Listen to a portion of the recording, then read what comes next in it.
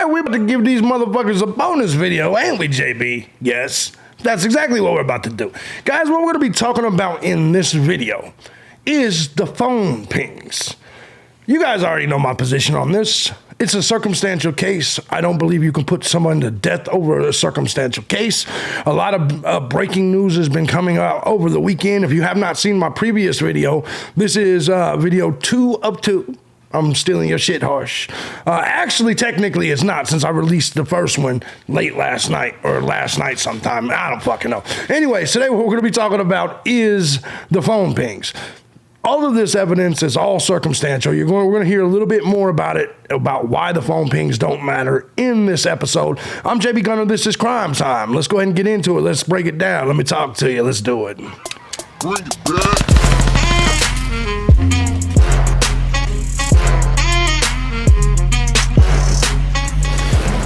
Good morning, everybody. As you guys know, I'm thejbgunner, and this is Crime Time. Now, before we get started with this fuckery, let me first and foremost say thank you to everybody that supports the channel or any of my channels, regardless of the method you choose, whether it's Cash App, Patreon, Venmo, PayPal. Truth is, guys, I couldn't do this each and every day as often as I do if it was not for you, the Gun Squad. Big shout out to y'all. I love you so much. A lot of you guys hit the tip jar after the video last night. I do want to say thank you to every last one of you. Had some new people hit the tip jar, so it was really cool to see y'all do that, especially some of the new people doing it. Thank you so much.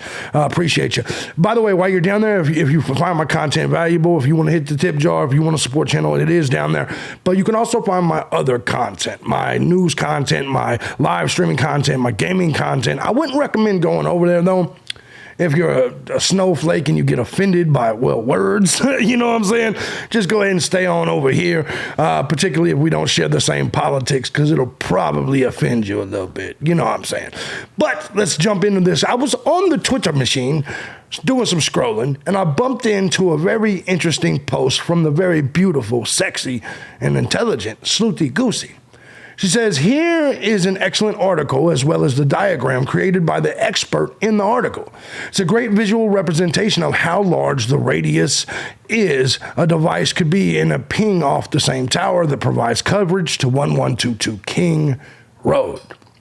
So I was looking at this, I was like, you know, this is something that I've been telling you guys, and I've told you guys over and over again, that there's a 27 square mile radius on that particular tower, and a lot of you motherfuckers said, how do you know, JB? Well, it's because I read this fucking article back in January or February, whenever I first talked about it. But I never really saw this diagram. Now, let's think about for just a second the evidence that they got. When you look at the PCA, which, by the way, I think it's been proven when I said there isn't going to be much more evidence than what was on the PCA.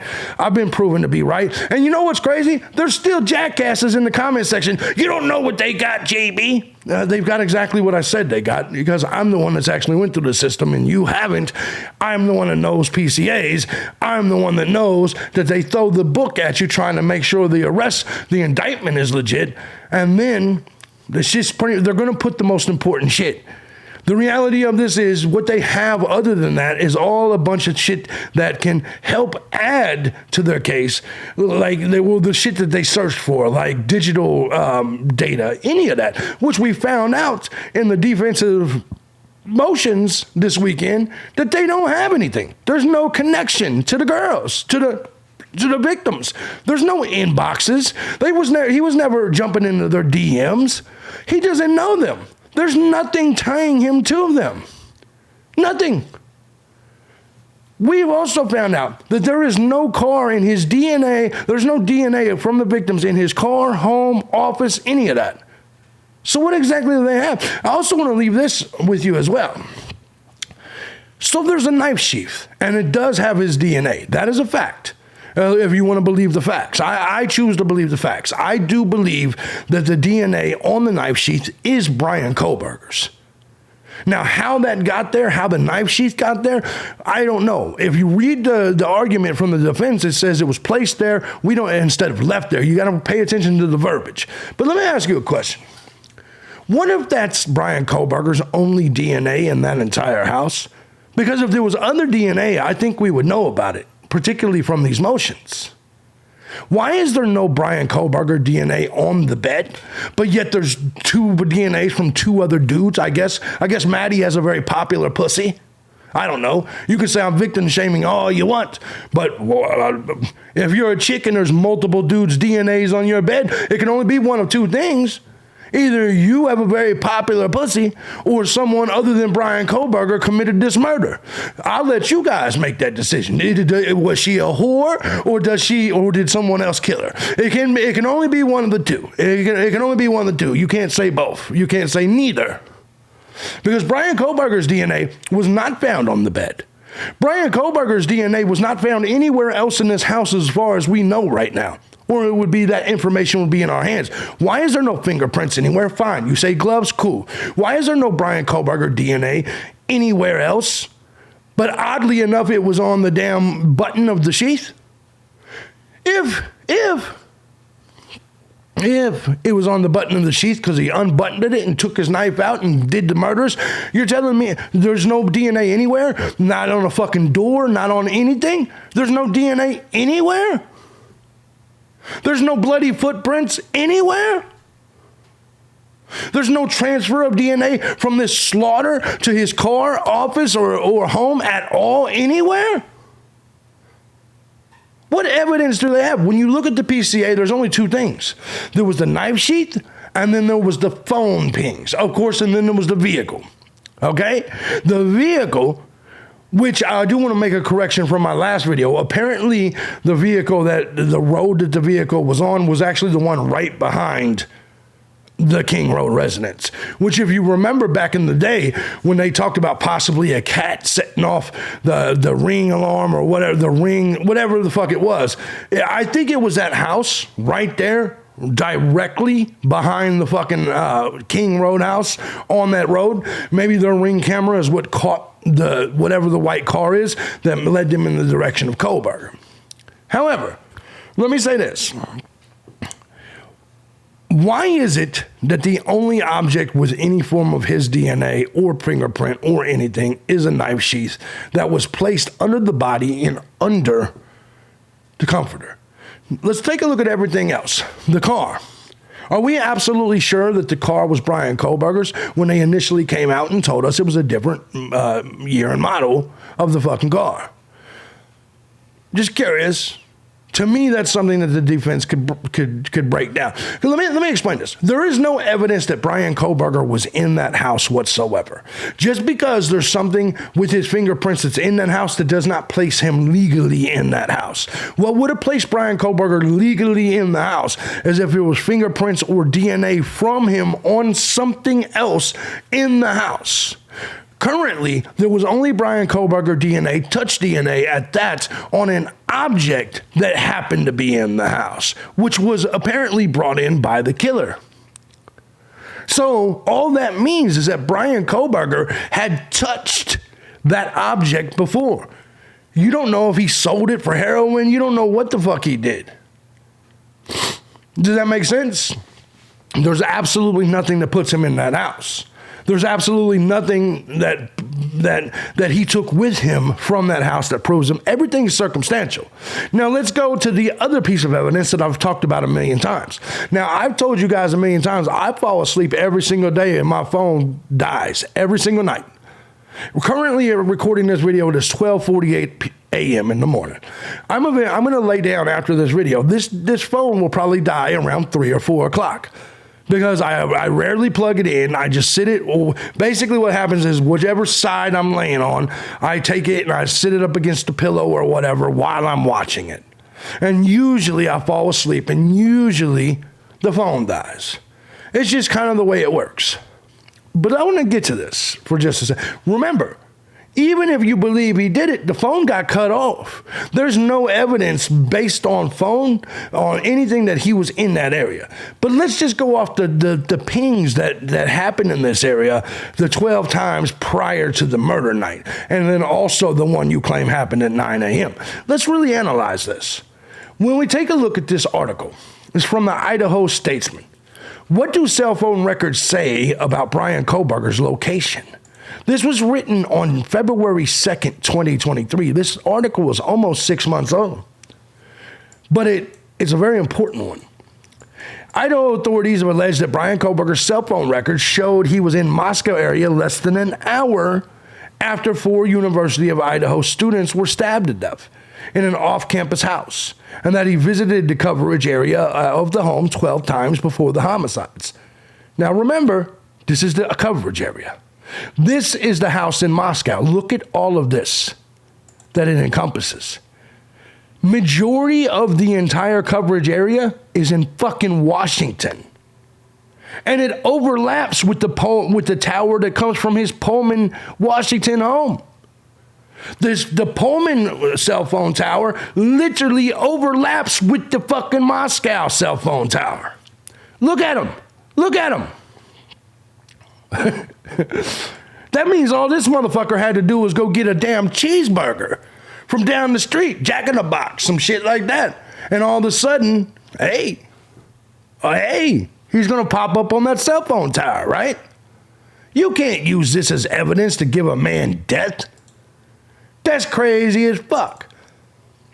But telecommunications expert and former electrical engineer Ben Levitin, who has analyzed cell phone data for a well-known Adnan Syed case featured in the Serial podcast, told the Idaho Statesman that while cell phone records can provide someone's estimated location, they can't pinpoint an individual's exact location. Kohberger, the 28-year-old blah, blah, blah, we already know all that. In an 18-page affidavit, probable cause, PCA, which must only be detailed enough to give law enforcement an authority to make an arrest, not support a conviction. Police say, I love how they throw that in there. Police said they used DNA evidence, surveillance footage, and vehicle records to hone in on former Washington State University graduate. The statement spoke with Levitin to ask about the law enforcement agency's use of cell phone records in criminal investigations. In the affidavit, they said that Kohberger used his cell phone in the coverage area of the King Road home at least 12 times before the November stabbings. But Leviathan said a typical cell phone tower covers an area of 12 square miles. Hold on. This one was way more. This one is the 27 miles I told you. Someone could be miles away from the nearest cell phone tower, and Moscow is a roughly 3 by 5 mile town. You cannot pinpoint a person, Leviathan said about cell phone records. There's no chance any expert in the world can tell you where that person is located. That means the information is garbage. That means the cell phone pings is nothing. Period. Game over. Case closed. Let the man out. Period. Levitin added that the nearest cell tower to the King Road home covers an area of 27.3 square miles, the same size as nearly 14,000 football fields. Let's read that again, because I've been telling you 27 square miles, and a lot of you guys questioned me on that. Here it is. Here's the info. 27.3 square miles, the same size as nearly 14,000 football fields. What? Moscow police said Kohberger's historical phone records were pulled to determine whether Kohberger stalked any of the victims, which we found out he wasn't, before the stabbings. Levitin said if authorities during the court proceedings try to show Kohberger visited the home 12 times, they will be wrong and can damage their case. And they will try it, and they will lose. Just like they can't give us the information on how they got the DNA. Look, man, the Moscow Police Department are straight scumbags. I'm being dead honest with you. They just want, look, man, the town of Moscow just wanted people to keep coming back to school, and that's all they cared about, was because the school is 50% of the fucking economy in Moscow, Idaho. And so they wanted to wrap this case up before the new semester started, which is exactly what they tried to do. Levitin said authorities could definitely use cell phone records to tell whether a person is traveling if the individual is using their phone, because if someone moves throughout an area, the cell phone transfers from one tower to the next as it goes to the next cell range. The affidavit alleged that Kohberger traveled from Blaine, Idaho, which is just south of Moscow, to Pullman from 4:50 a.m. to roughly 5:30 a.m., roughly 35 to 50 minutes after the stabbings occurred. They can't get that wrong. The cell records, police say, match up with the Washington State University surveillance footage that showed a white Honda Elantra, the same car model Koberger owned, traveling through the Pullman campus. Koberger's cell records never show him traveling to Moscow on the night. Bam! Good enough. Let's try it again. Koberger's cell records never show him traveling to Moscow on the night of the homicides. An affidavit claims that he attempted to conceal his location during the quadruple homicide because his cell phone wasn't showing up on the network from 2:47 a.m. to 4:48 a.m. Police in the affidavit said that a phone not reporting to the network could mean it was in airplane mode, turned off, or in an area without service. Levitin said that it's impossible to know for sure that Koberger turned off his phone unless someone called Koberger during the 2-hour period, and the call record showed that his phone went straight to voicemail. He added that if someone's phone isn't showing up on the network, all it means is that they didn't receive any calls or text. Look at that. He added that if someone's phone was not showing up on the network, all it means is they didn't receive any calls or text, which who does at 5 a.m., or use any apps during that period of time. A list provided by Leviathan, which he has gathered from his years testifying in various cases, showed a total of 4 cell towers in Moscow, including the nearest one to King Road, which is along Paradise Creek Street. The 3 other cell towers within the city of Moscow, according to Levitin's list, are near Resident Street, East F Street, and Paradise Ridge. A cell tower also sits along Foothill Road, which is west of Moscow Mountain and about 10 miles outside of the city. The Federal Communication Commission doesn't maintain a complete national database of cell phone towers. The spokesperson said the database that the FCC does maintain includes cell towers that are primarily used for broadcasting and phones, are over 200 feet, or are within the glide scope of an airport. But the FCC's database only shows 2 cell phone towers within city limits, and Levitin said that most cell towers are not in the database. The closest towers to the King Road home are along Old Pullman Road, just off Idaho-Washington border, and the one next to Moscow Church of Nazarene. It's not that hard to understand. How reliable are cell phone records in court? Levitin said cell phone records are completely reliable, but that authorities tend to overplay them. He added that the cell phone records could help exclude suspects by showing that they weren't in a tower cell phone coverage area. But Levitin said when someone does show up in the coverage area of a cell phone tower, it doesn't mean that they were at the scene of a crime. Cell phone records as evidence are very reliable and useful, but it's not DNA. Leviathan said in a follow-up email, it doesn't have the precision that would allow you to pinpoint a person's phone. The best the state can say is that the phone was in a 27 square mile radius that includes the crime scene 12 times. That's it. That's all they can say is that he was in the 27 square mile radius, man. That's it. And many people say, right here, Global Newswire, does cell phone data does not pinpoint your location. The whole of this article is, does cell phone location data make for bad evidence? Cell phone technology experts have explained how cell phone data works and how it doesn't work. According to Michael Cherry, the head of biometrics consulting firm who spoke with New Yorker magazine, cell phone location data is junk science. Cherry explains that people, including criminal investigators, often believe that a cell phone automatically pings the nearest cell phone tower whenever an individual makes a call from their cell. Based on this evidence, police and investigators often believe they can accurately pinpoint a person's location at the time of an alleged crime. As New Yorker reports, police make about 1 million cell phone record requests on average each year. In many cases, they are hoping to get access to an individual's cell phone location data. However, this isn't actually how cell phone location data works. In reality, when a person makes a mobile call, the cell phone could ping a tower within hundreds of miles where the person is physically located. And that's true. That's true. Let's see. And if you remember the PCA, they said there was one time that they pinged off the tower. They didn't even believe he was in Moscow. Anyway, as Cherry explains, the process for how a cell phone pings a tower is quite complicated. As soon as someone hits send on their phone, that means they have to actually hit send or call someone or use a text. The phone itself emits a radio frequency signal that searches for towers within a 20-mile radius. And sometimes a smaller radius is congested in urban areas. From there, one of possibly hundreds of regional switching centers pick up the call and determines whether to connect it.